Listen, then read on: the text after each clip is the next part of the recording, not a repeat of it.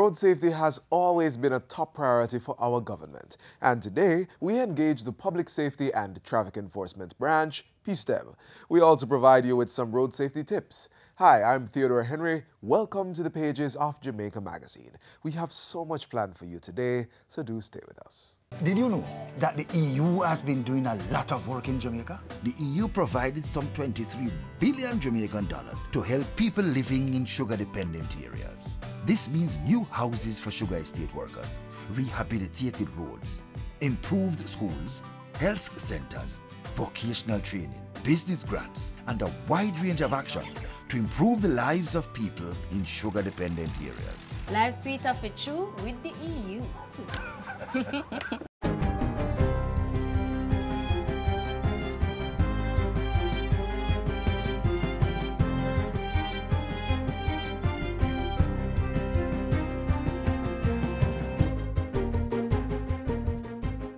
Good day, I'm Stephen McHugh with your JIS News for Wednesday, February 20.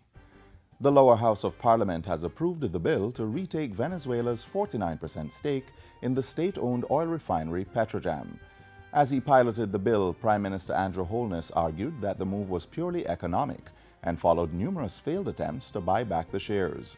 The shares are owned by PDV Caribe, a subsidiary of Venezuela's PDVSA, which is currently under sanctions from the US, Canada, and some European and Latin American countries. Mr. Holness told the House that the sanctions, coupled with inaction on the promised upgrades of the refinery since 2007, made the bill a necessary action. The technical and political persons who have worked across administrations on these matters, the ultimate result has been that Jamaica's energy security has been compromised by delay and inaction. We now need to assess and redefine the refinery's future, and this can only be done by retaking control. We cannot wait until Petrojam is run to the ground, then we react. The duty of government is to see the threats and respond to them. Prime Minister Holness was, however, quick to add that should Venezuela accept Jamaica's offer to buy back Petrojam's shares, the state would be willing to withdraw the bill. He said the funds to repurchase the shares, as well as past payments due to Venezuela, would be placed in an escrow bank account. I want to make it absolutely clear to the membership of the House that up to the last minute, we would be willing to pursue the solution which would see the amicable transfer of shares and the placing of the resources of the value of those shares into escrow. Garbage collection across the country will be significantly improved as the National Solid Waste Management Authority, NSWMA, has received 11 new compactor trucks. Valued at over $1.7 million, the trucks were handed over to the agency yesterday. The southern and northern parks and markets are to each receive 2 trucks. Western parks and markets will be given 3 units, while the metropolitan parks and markets will get 4. Another truck is to arrive in the country in March. Local Government Minister Desmond McKenzie says private trucks will also be leased to assist in fulfilling the mandate of keeping the country clean for its citizens and visitors. The procurement process is presently on the way, where we are going to be leasing 100 trucks to put into the service of the National Solid Waste Management Authority. 42 garbage trucks have been handed over to the NSWMA within the past 3.5 years. In other news, $752 million has been budgeted to rehabilitate 208 kilometers of farm roads across the island. The Rural Agricultural Development Authority, RADA, will manage the roadworks, which are set to take place in the 2019-2020 fiscal year.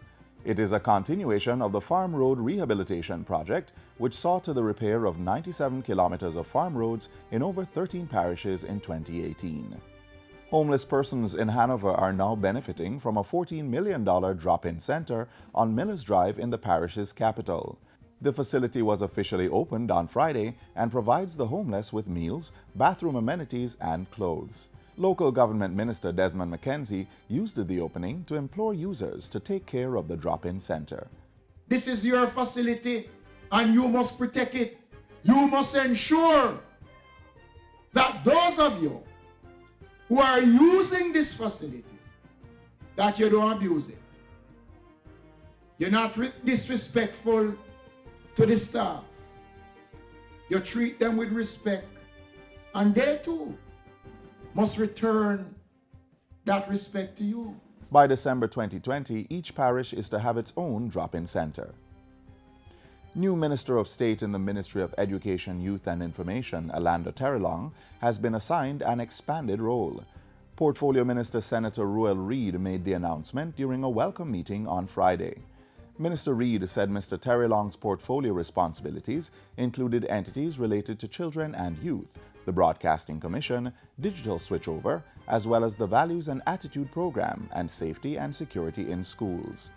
Minister Reid also disclosed that Chief Education Officer Dr. Grace McLean had been named the new Acting Permanent Secretary. Dr. McLean's appointment took effect on February 14. She replaces Dean Roy Bernard, who has been reassigned to the Ministry of Finance and the Public Service as Director General.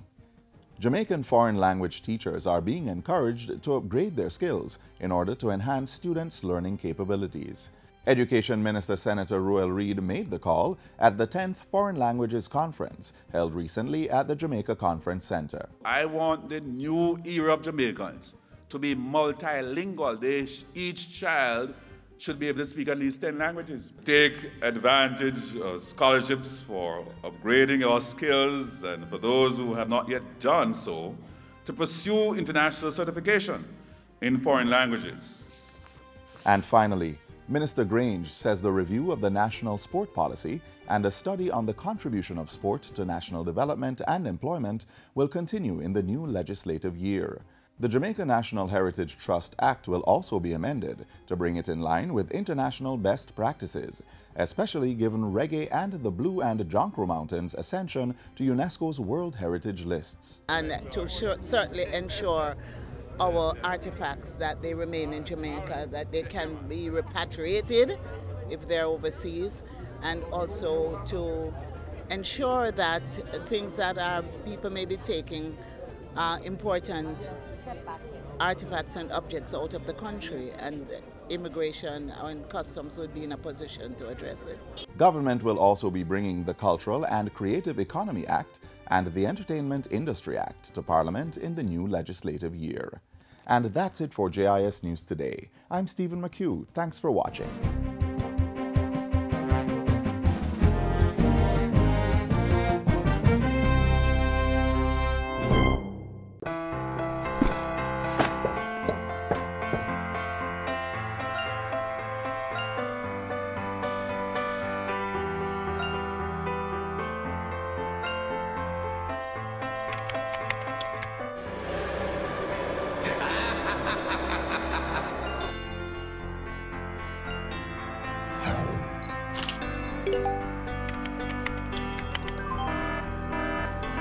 Did you know that in a recent survey done by the OCA in schools across Jamaica, 43% of the students received inappropriate messages from strangers? The OCA wants you to be smart online. Never speak to persons you don't know. Parents, encourage your children to be social but be smart. This message was brought to you by the Office of the Children's Advocate, with support from UNICEF. Bauxite mining is now commonplace in Jamaica. But have you ever stopped to think about the history of the mineral here? Well, if you have but didn't know where to look, we visited the Jamaica Bauxite Institute to get some expert knowledge on the matter.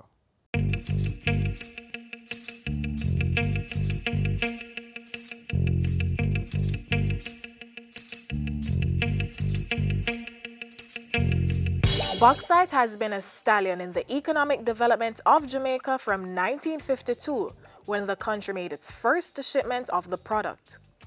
Pulled from the womb of our earth, labeled as the rich red soil, though closely resembling a burnt orange or reddish-brown color based on how your eyes see it.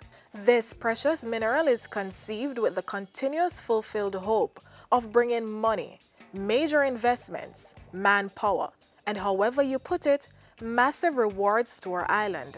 Bauxite is the ore from which the metal aluminum is extracted. Aluminum is a very, very important metal worldwide because of the lightweight and the fact that it doesn't corrode as easily as iron. The first shipment of bauxite was out of Ocherius by Reynolds Jamaica Mines in 1952. A year later, Kaiser also began exporting bauxite out of Port Kaiser in St. Elizabeth, and a number of other companies followed after that. Alcan set up their refinery at Kirkvine and were shipping bauxite out of Port Esquivel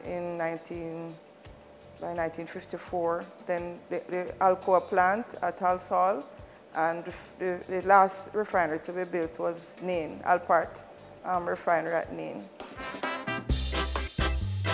It was the beginning of the viable mining of the ore, and history tells us how its development filled the coffers of our small island home. Or did it? Jamaica has been an important player in the bauxite industry since the 1950s. We were actually originally the largest producer. The important role of bauxite in our economy is the revenue that the country has earned over the years from the bauxite industry. Provide employment, we upgrade the work skills of our people so that we now have a lot of skilled workers in the bauxite industry. And there's a trickle-down effect on the economy because the more employment there is, the more spending power people have. In the 70s, the government began to play a more active role in the bauxite industry. So they began to acquire a piece of the action for the nation's benefit. And a levy was imposed in 1974 from which we benefited financially from production of bauxite. The government began to buy shares into some of these companies. Even though they were not the managing partners, we began to acquire a piece of the action for ourselves. The levy just allowed us to have a bigger piece of the pie. And while the production of the mineral was still booming, by 1974, the country had taken a small step back to become the second largest producer of bauxite in the world, just behind Australia. So Australia overtook us just by virtue of scale. It's a huge country with a lot of reserves and good quality reserves, easy to mine. In terms of production, we are ranked 6th in the world now, behind Australia, China, Brazil, India, and Guinea. So our production is in the region of about 10 million tons per year, and we're comparing to Australia that's producing in excess of 80 million tons. We have some challenges that these other countries don't have. For example, we are always mining in populated areas. So our industry has to always be mindful of the local communities and find ways to work with them in order to continue producing bauxite. But despite that, the commercial mining of bauxite continues to be one of the most important contributors to the economic development of Jamaica, accounting for about 10% of gross domestic product, GDP. In addition to that, the industry represents one of the largest gross earners of foreign exchange for Jamaica. As long as human beings require resources, they will try to extract it wherever they can. The consumption of aluminum is going up, so I see as long as we have reserves available here, I expect that mining will continue. For at least the next 30 to 40 years, we should have enough reserves to continue at our present capacity.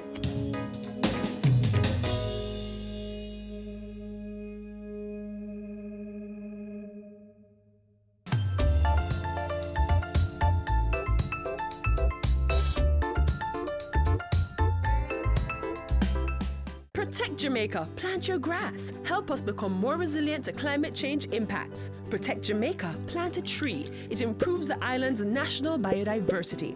Trees may be fruit, ornamental, or timber, but must be native or suitable to the area's natural landscape.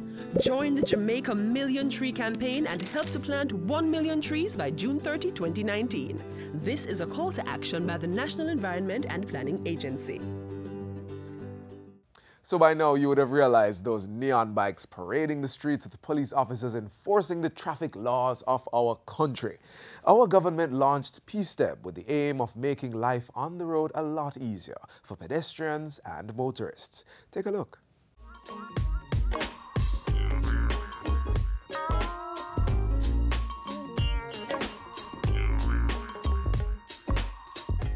High visibility clothing, new neon bikes, and a continued commitment to serve, save, and secure.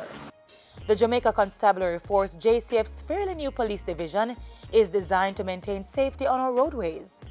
It's the Public Safety and Traffic Enforcement Branch, P-STEP. As of August 29, 700 members have been deployed across the corporate area and St. Catherine to allow for greater traffic management and safer public spaces. But what exactly is P-STEP?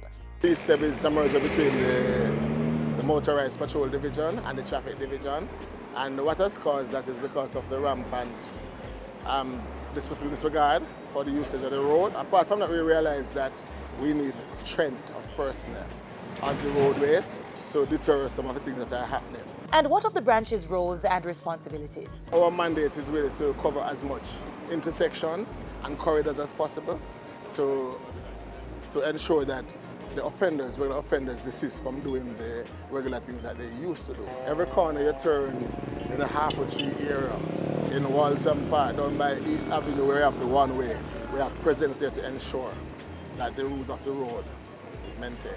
When you come out of Portmore, for example, or if you come from the country, and they come into Marcus Garvey, and they diverge into East Avenue. Once it's East Avenue, there's somebody there directing traffic, pulling traffic out, so that it doesn't back up back onto Marcus Garvey. And the police is always there for guidance. So if you don't know where to go from there, we're there to show you. And with their bright neon yellow uniforms and similarly colored bikes, the P-STEP members are hard to miss. The division has also been attracting attention and commendations for its sustained presence on the roadways and its role in restoring public safety, reducing crime and disorder, and improving public trust in the police. But the truth is that we have been getting a lot of complaints. On a daily basis, you'll see taxi men. You'll see them lining up in lines coming down. We have people honking horn to show their appreciation.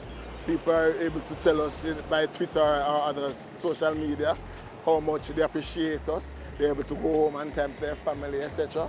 And all it takes is for us to just be present. As the JCF continues its work, the public is being asked for full cooperation. I just want to say to the public that P-STEP is new, but policing is not new. And we are here to maintain the peace. Just want to work with us and to ensure that we have a free flow of traffic in the corporate area. P-STEP is just one example of the JCF working to serve, protect, and reassure with courtesy, integrity, and respect for the rights of all.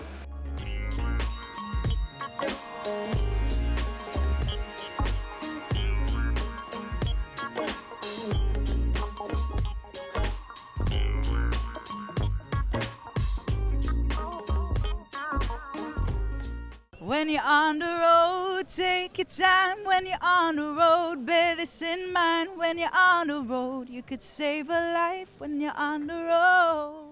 You know, road fatalities can be a simple story of two parts.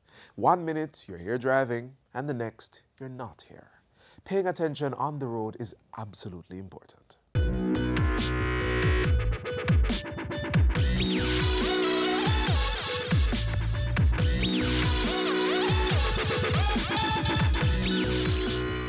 Pedestrians, it is only safe to cross this designated part of the road if you follow the road rules. Never attempt to cross before the indication is given, and do not try to beat the oncoming traffic which has the green light.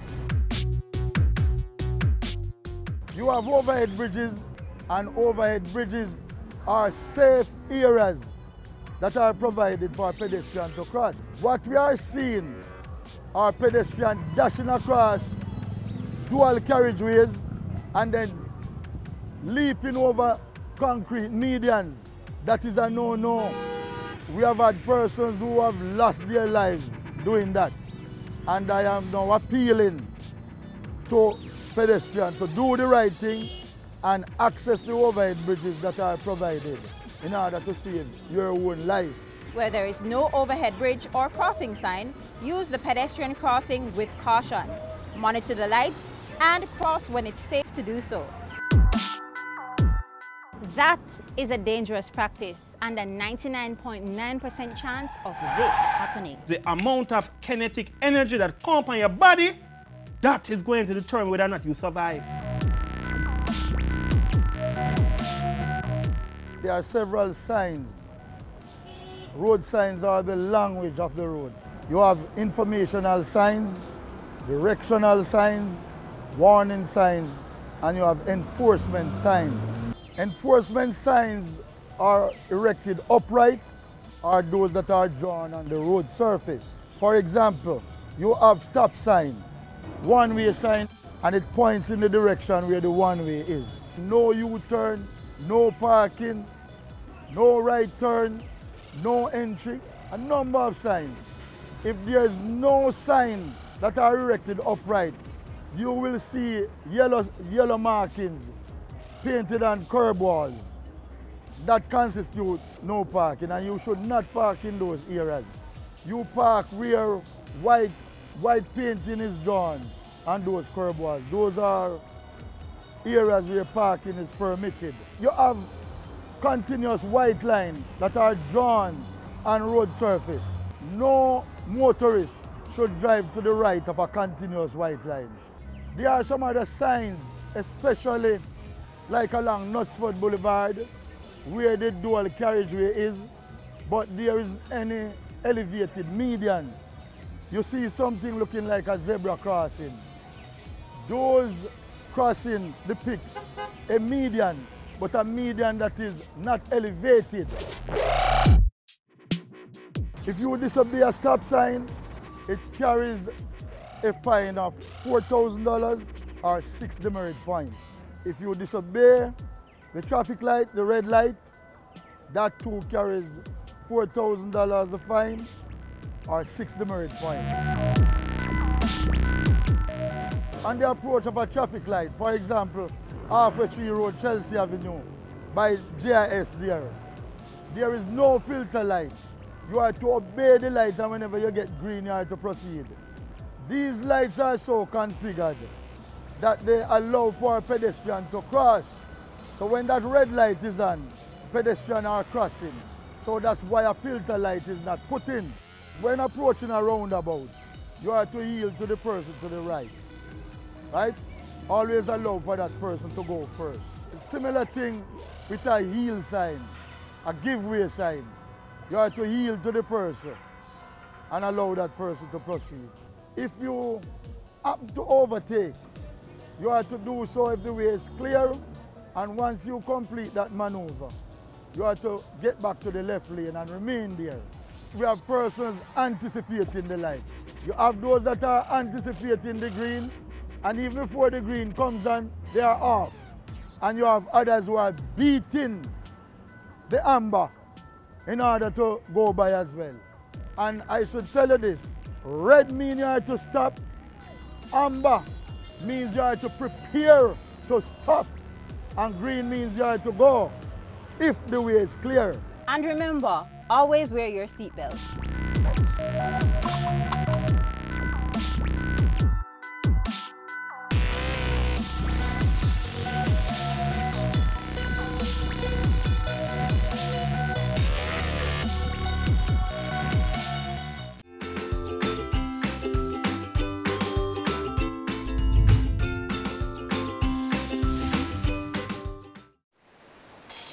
Let's get a little breeze on this land.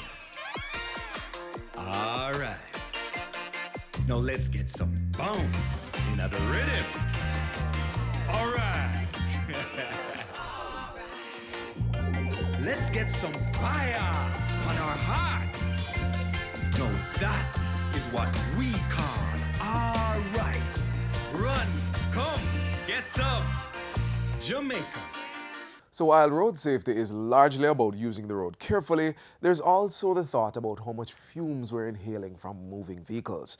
And that's all part and parcel of the larger picture of global warming and climate change. Here's a small reminder on the impact of climate change right here in Jamaica.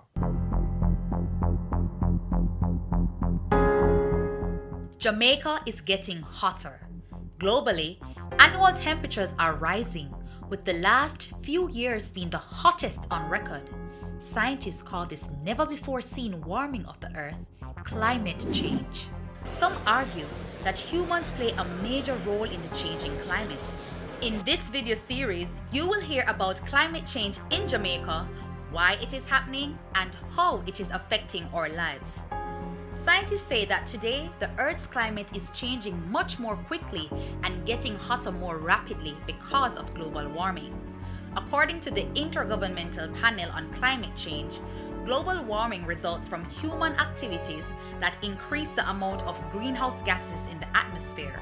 This means our everyday habits and the ways in which we live our lives are causing the Earth to warm up. Our cars, farms, factories and homes release carbon dioxide and other greenhouse gases into the atmosphere. This contributes to the warming trend being observed in the climate system since 1950. Just imagine for a moment how heat from the sun gets trapped in a greenhouse. In a similar manner, greenhouse gases entering our atmosphere create a blanket around the Earth that traps heat coming from the sun. This blanket of gas reduces the amount of heat that escapes back into outer space, causing the Earth's surface to warm up. We call this the greenhouse effect. For example, the crippling traffic in Kingston does more than just annoy travelers. All of these cars release greenhouse gases into the atmosphere. This is bad for our country. But what does climate change really mean for Jamaica and the Caribbean? Learn more in part 2 of this video.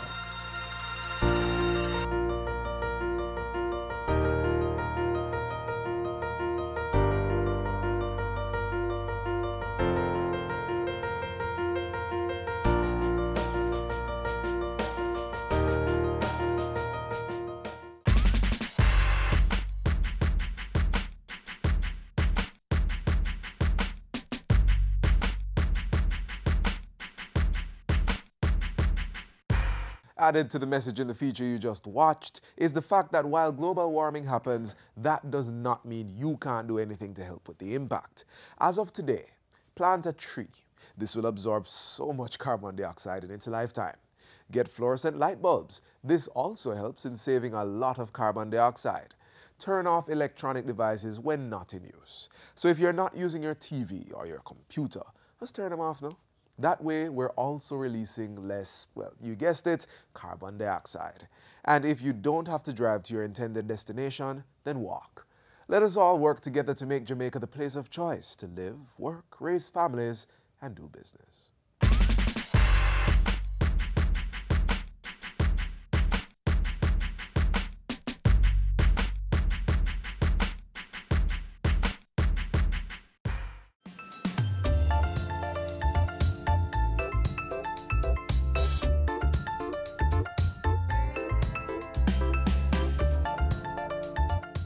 And this is where we'll have to leave you for today's show. But do join us again tomorrow for what promises to be another informative edition. If you missed anything, watch it all again on our website or our YouTube page.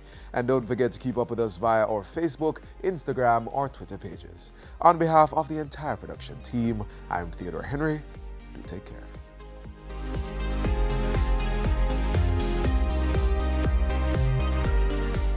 This has been a production of the Jamaica Information Service, the voice of Jamaica.